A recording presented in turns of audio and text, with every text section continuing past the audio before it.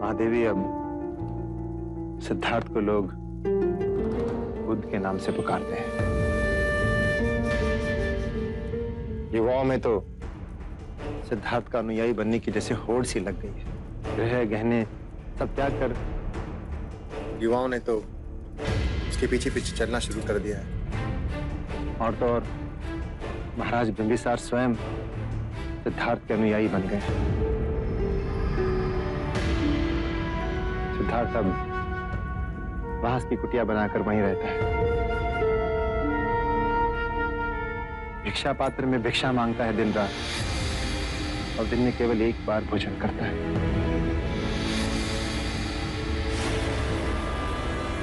वीरदत्त, सिद्धार्थ ने हमारे लिए कोई संदेश भेजा? संदेश? क्या संदेश भेजेगा सिद्धार्थ?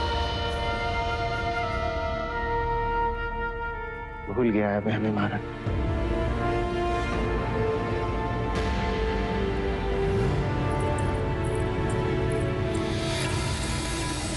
महादेवी, इसमें उदास होने वाली कौन सी बात है? हमें तो पलट अभिमान होना चाहिए कि हमारा सिद्धार्थ कितने लोगों को प्रभावित कर रहा है। और फिर महाराज बिंबिसार, वो तो स्वयं सिद्धार्थ के अनुयायी बन गए।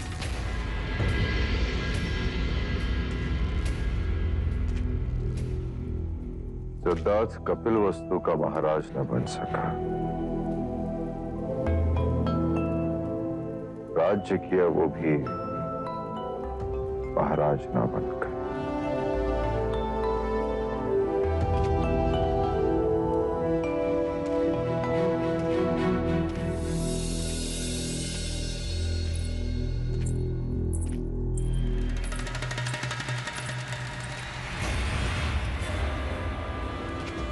अजात शत्रु से तुमने ऐसा क्या कह दिया कि वो तुरंत मान गया?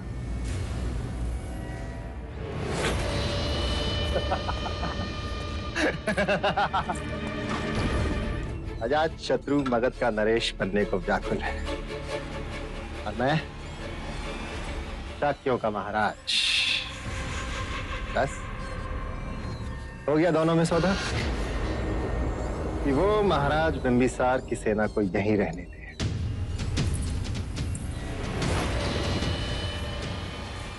और फिर उचित अवसर पाकर मैं अपनी सेना को वेश बदलकर मगध की सेना के रूप में वहां भी भेज दूंगा। और महाराज बिंबिसार अजात शत्रु मगध का सिंहासन पालेगा, और मुझे शाक्यों का महाराज घोषित कर देगा।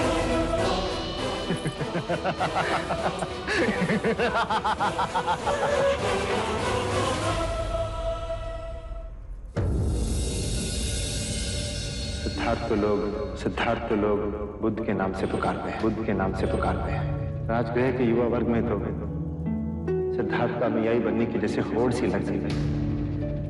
गृह गहने सब त्याग कर गेरुआ धारण कर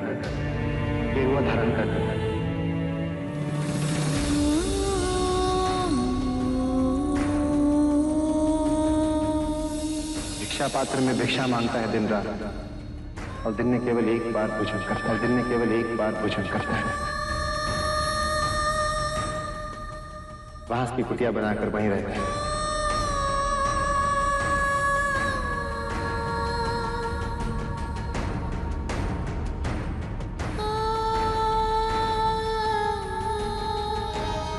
भूल गया है वह हमें महाराज।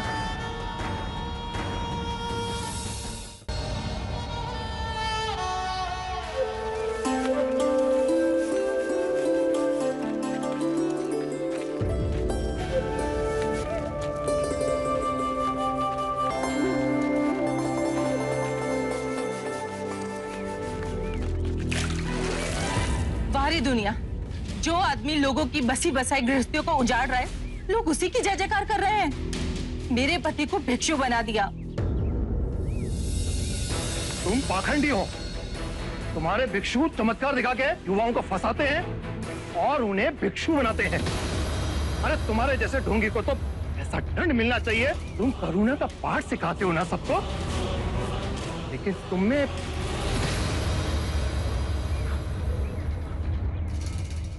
करुणा है? मित्र, यदि तुम अपने पड़ोसी के लिए कोई उपहार लाओ और वो उसे ग्रहण करने से मना कर दे, तो वो उपहार किसके पास जाएगा? मेरे पास। उसी प्रकार जो तुमने मुझसे कहा, उस उपहार को मैंने स्वीकार ही नहीं किया, तो वो स्वयं ही तुम्हारे पास चला गया।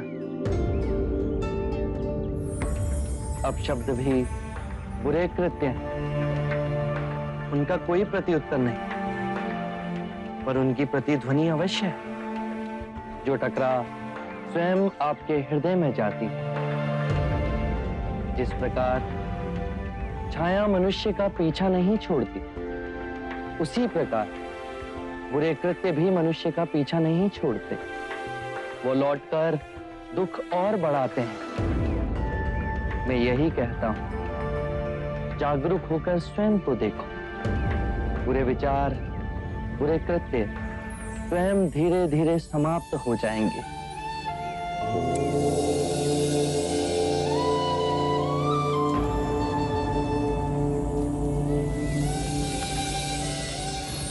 आप महान हैं, आप शब्द का उत्तर, आशीर्वाद, आप सच में महान हैं। मुझ में और तुम में कोई अंतर नहीं। मैं जाग गया हूं, तुम भी जाग जाओ।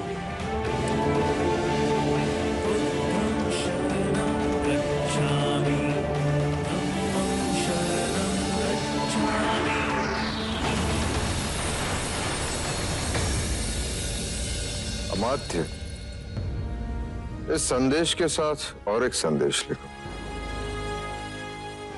अब शांति काल है, इस मास किसानों से कर नहीं वसूला जाएगा। ये तो बहुत उचित है महाराज।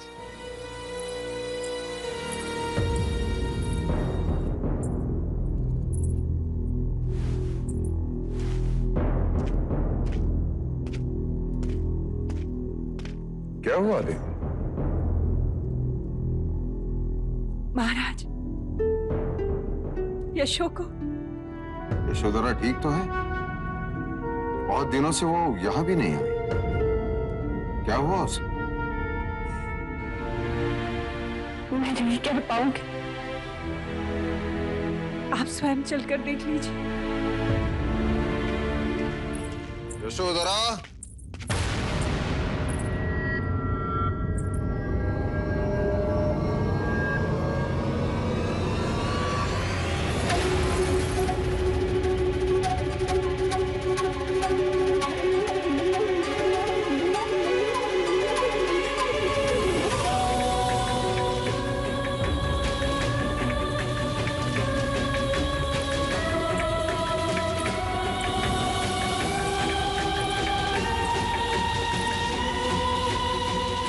ये क्या है यशोधरा?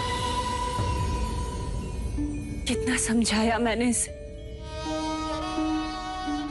पर ये अपने निर्णय पर अडिग है। माँ और पिताजी, आप मेरे लिए दुखी ना हो। अपनी राजरानी बहू को इस दशा में देखकर हम दुखी ना हो पुत्री। मेरा श्रृंगार भी वो थे और मेरी रूप सज्जा भी उन्हीं के लिए थी। यदि उन्होंने सब कुछ त्याग दिया तो मैं उनका अनुसरण तो कर सकती हूँ ना। हमारी पुत्री इस कठोर धरती पर सोए, असहनीय है।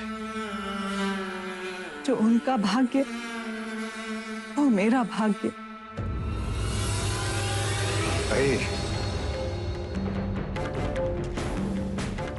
बहुत अन्याय हुए हैं तुम पर। इस अन्याय का अंत यही होगा। अमात्य।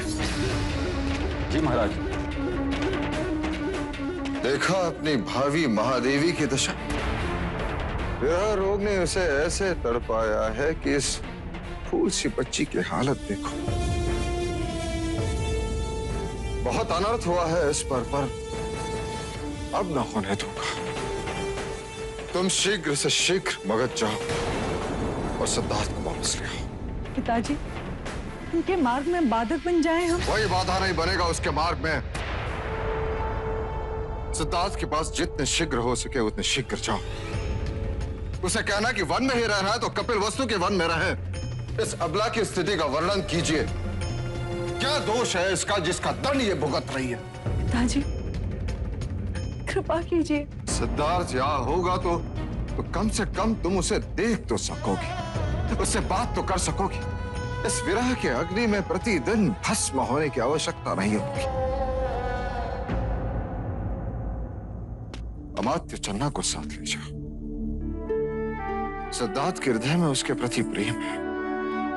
शीघ्र जाओ। जो आज्ञा महाराज।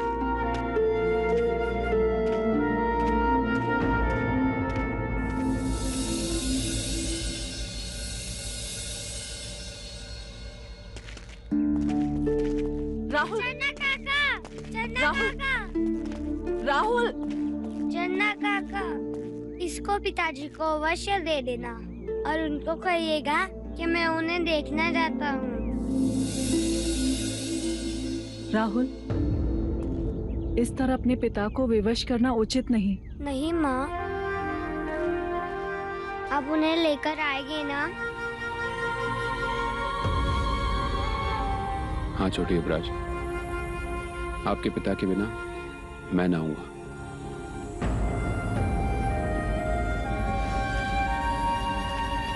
देवी, आप युवराज सिद्धार्थ के लिए कुछ भेजना चाहेंगे? कोई संदेश?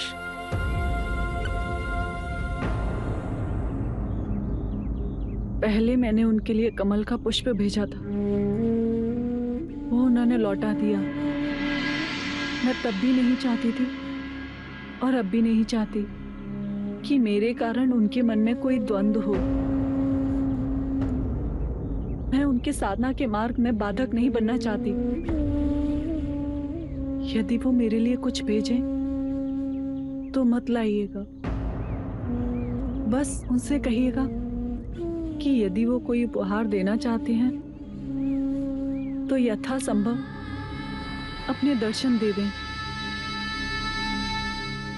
अमात्य, इस बार आप और चन्ना अपने महाराज को निराश नहीं करेंगे। कदापि नहीं महाराज। युवराज सिद्धार्थ आएंगे। इस तपस्विनी देवी यशोधरा का तप अवश्य सफल होगा।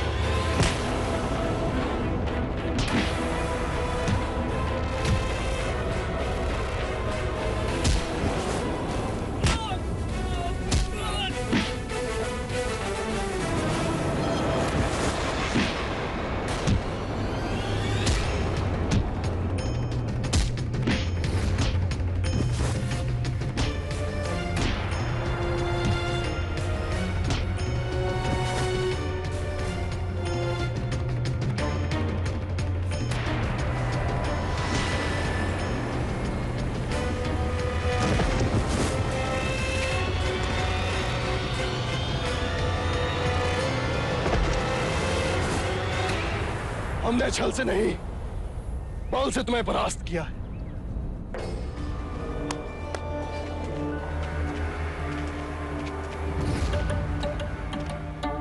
आपको पूर्ण विश्वास है कि मगध के सेना नायक हमारे साथ हैं? हाँ, वो बुद्ध और महाराज से आहत है। यदि आपकी आज्ञा हो तो मैं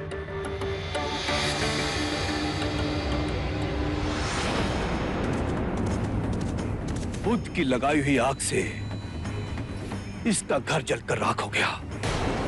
सेना नायक का दामाद इसकी बेटी को छोड़कर भिक्षुक बन गया। जब इसने महाराज बिम्सार के सामने गुहार लगाई तो जानते हो उन्होंने क्या कहा? आपके दामाद ने दिशाहीनता को छोड़कर सही दिशा की ओर चलने का संकल्प लिया है। किसी के जले पे नमक छिड़कना कोई महाराज से सीखा।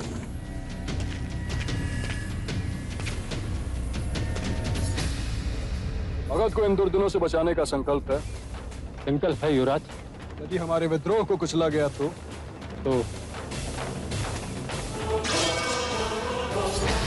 मैं शपथ लेता हूं, प्राण दे दूंगा, मगध पर और आप पर आंच नहीं आने दूंगा।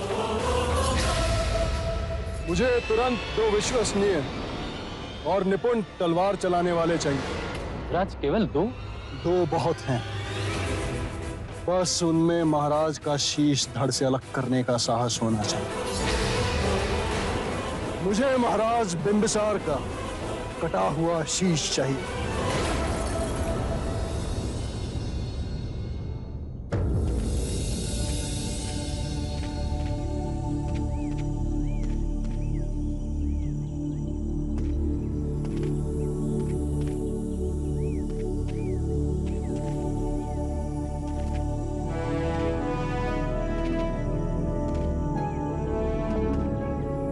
सुनिए, आपके बुद्ध कहाँ मिलेंगे?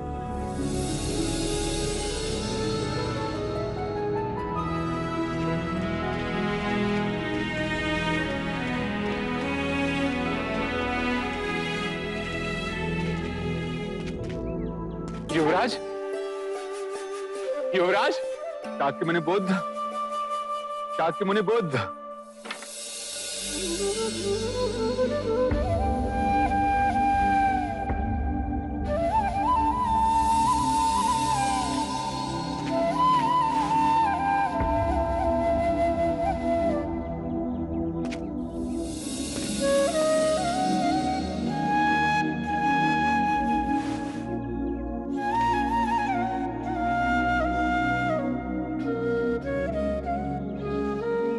मेरे प्रिय भिक्षुओं,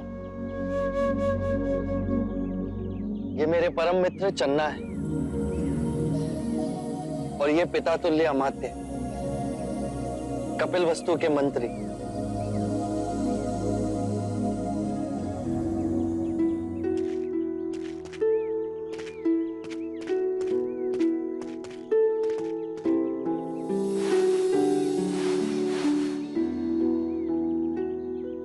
सात वर्ष हुए कपिलवस्तु छोड़े आपको। इतने तेजस्वी, इतना ओज, मैंने कभी सोचा भी ना था कि मेरे भाग में ऐसी सुंदर आभा देखने को मिलेगी।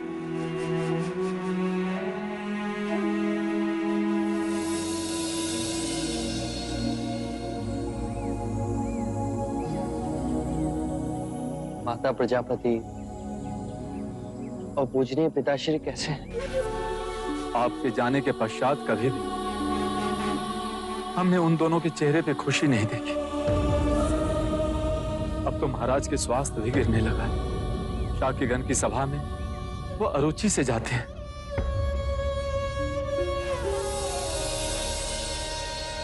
ये युवराज राहुल ने आपके लिए भेजा।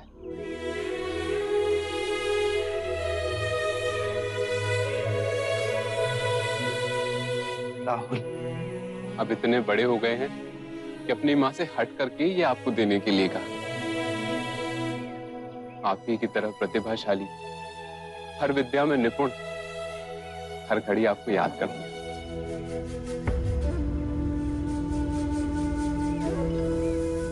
देवी यशोधरा कैसी?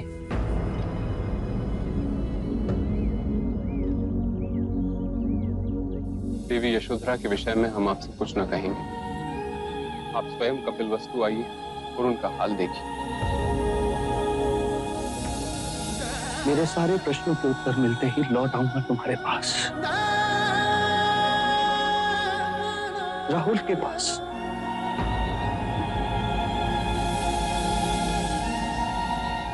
जब से आपने मुक्ति का मार्ग खोजा, कपिलवस्तु की सारी प्रजा आपको देखने के लिए आतुर। एक दूर से महाराज और महादेवी के प्राण बंधे, कब वो अपने पुत्र सिद्धार्थ को देख। देवी यशोधरा महल के द्वार पर होने वाली हर दस्तक पर चौंक जाती है और झरोखे की ओर भागती, फिर निराशा उन्हें घेर लेती। उनकी पीड़ा का आभास राहुल को ना हो, इसलिए आपके बचपन की कहानियां उसे सुनाती। हम आपको कपिल वस्तु ले जाने आए। आप हमारे साथ आएंगे ना? मैंने प्रण लिया, आपको लिए बिना ना लौट। मैं कपिल वस्तु अवश्य आऊंगा।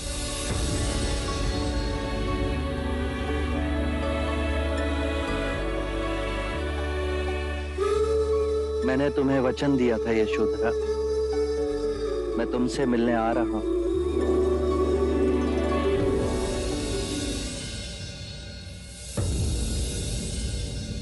यशो,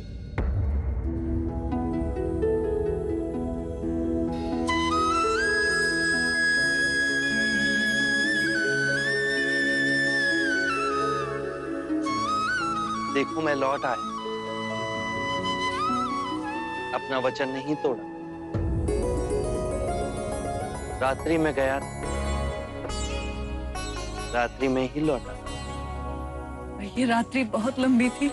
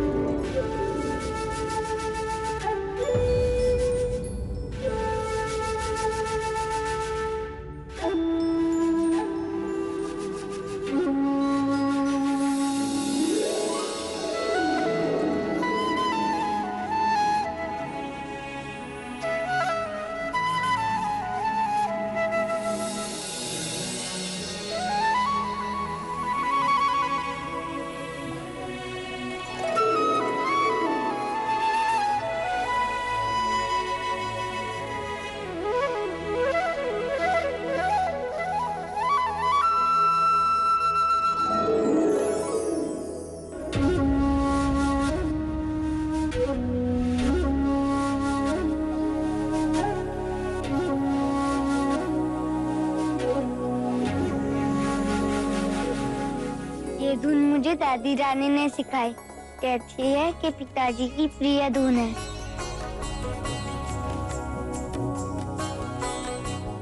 माँ, तुम बड़ी प्रसन्न दिख रही हो।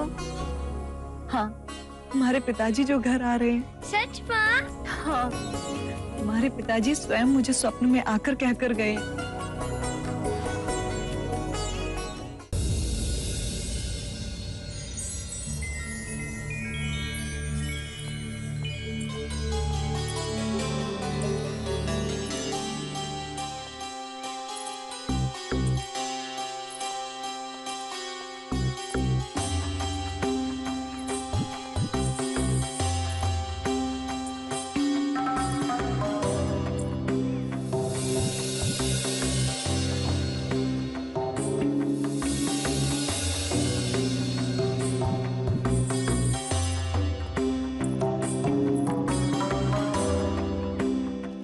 ये मेरा पुत्र जीवक है। जब से तक्षशिला से वापस आया है, आपके दर्शन को व्याकुल है। आपके दर्शन को तो मैं भी आतुर थी। क्या अभ्यास करते हो? इस समय पिताश्री से पंचशील की शिक्षा ले रहा हूँ। क्या मैं बड़ा होकर आपका अनुयायी बन सकता हूँ? अवश्य, क्यों नहीं? पिछले कुछ दिनों से मुझे एक चिंता खाई जा रही कि इस ऊपरी जीवन, इस सौंदर्य और उससे मिली प्रतिभा, क्या इसका कोई मूल्य है? अगर एक दिन ये नहीं रहा तो फिर क्या होगा? धूप भी ढलती है आम्रपाली। इस जीवन में स्थिर कुछ भी नहीं, और यही अस्थिरता हमारे मन में गहरे दुखों को जन्म देती है। वस्तु या धन का मोह ना हो, परंतु अपने सौंदर्य का मोह हमारे मन की गहराइयों में जड़ पकड़कर बैठा है, जो अहंकार को जन्म देता है, उसे पालता है, परंतु ये क्षणिक है। जब तुम ध्यान में जाओगी तो पाओगी जो नश्वर है तुम उसे पकड़कर बैठी हो और तुम्हारे दुख धीरे धीरे विलीन होते जाएंगे। ऐसे सुख की अनुभूति होगी जिसे ना कोई काल छीन सकता है, ना ही आयु मिटा सकती है। मैं आपके बताए हुए मार्ग पे चलूंगी। आप मेरे अम्रवन के महल में पधारिए, मैं धन्य हो जाऊंगी। मैं अवश्य आऊंगा।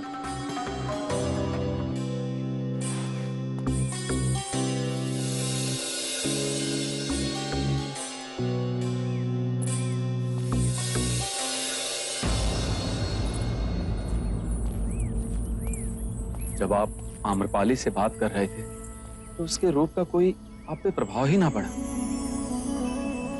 आप में अजर चेतना है, पर किसी भिक्षु के समक्ष ऐसी सुंदर स्त्री आ जाए तो किस प्रकार वो आप साथ संभाव उत्पन्न करे। रूप और कुरूप ये दोनों ही विभाजन हमारे मन ने ही बनाए हैं। ये उन्हीं 5 तत्वों से मिलकर बना है जिससे सारी सृष्टि बनी है। यदि हम एक कलाकार की दृष्टि से देखें तो कोई भी वस्तु अद्भुत और कोई भी वस्तु कुरूप भी दिख सकती है। ये बादल, ये हवा, ये सूर्य की किरणें, पतझड़ में सुनहरे वृक्ष और ये बांस का मनोरम वन सब सुंदर है। संभवतः ऐसी कोई सुंदरता नहीं जो एक मनुष्य की एकाग्रता को क्षीण कर सके जितनी नारी की सुंदरता। यदि नारी के रूप ने मनुग्रहित किया तो पुरुष अपने मार्ग से भटक सकता है। यदि आप अपने चित्त की गहराई में जाकर देखें तो आप जिसे सम्यक दृष्टि से देख रहे हैं वो दोनों कभी आपको अपने मुंह में नहीं बांध सकेंगे। फिर सौंदर्य क्या है बुद्ध? सौंदर्य जो अमिट है, जो कभी दुखों का कारण नहीं बनेगा, वो करुणामयी मुक्त हृदय कभी भी कार्य कारण से बंधा नहीं होता।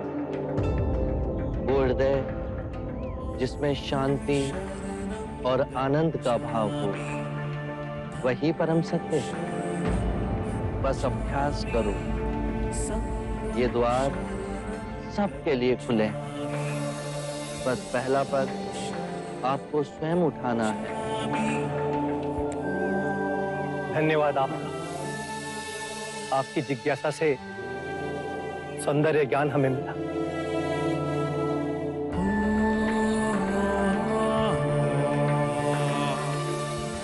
मैं भी क्या सोच कर आया था और देखो क्या हो रहा है। मैं बुद्ध को कपिल वस्तु ले जाने आया था, पर अब मैं स्वयं यहीं रहना चाहता हूं, आपके संग में, आपका भिक्षु बनकर। आप मुझे भिक्षु बनाएंगे ना? अवश्य। कपिल वस्तु जाने के बाद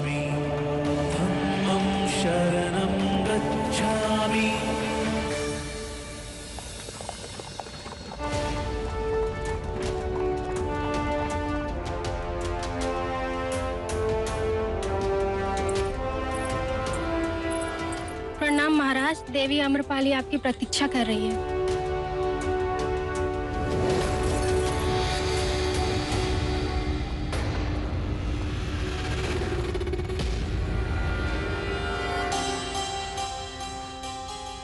आज मैं बहुत आनंदित हूँ। धन्यवाद हमारे तो आज बुद्ध के दर्शन मिले। जीवक भी पूछ रहा था कि वो बुद्ध का अनुयायी बन सकता है या नहीं।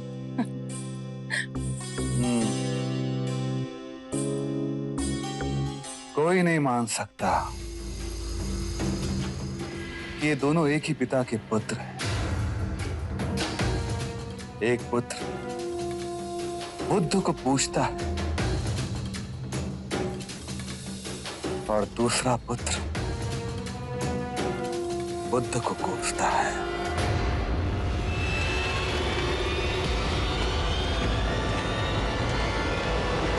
न जाने अजात शत्रु की महत्वाकांक्षाएं उसे किस गहरी खाई में ढकेल देंगी।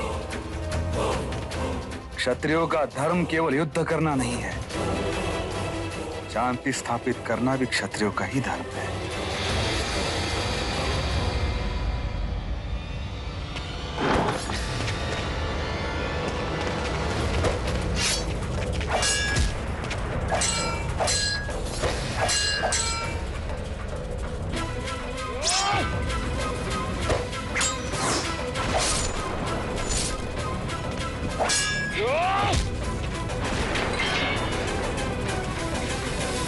रुक जाओ, इसे दंड हम देंगे।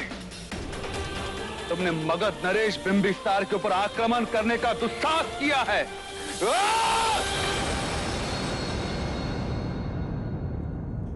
हम सब में वही चेतना की नदी है, परम ज्ञान का द्वार हम सब के भीतर है।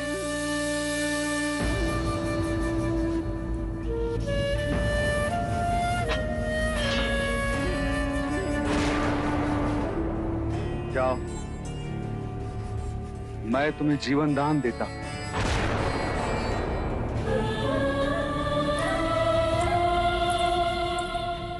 जिसने आप पर वार किया उसे जीवन दान दिया आपने? मैं बुद्ध का अनुयायी हूं, उनके पंचशील सिद्धांतों का उल्लंघन नहीं कर सकता। पर इससे पूछिए तो सही, ये आक्रमण आप पे किसने करवाया? जानता हूं उसे, जिसने ये आक्रमण करवाया। आरंभ हो गई निर्वाण प्रथा, सुनो सुनो ये बुद्ध कथा।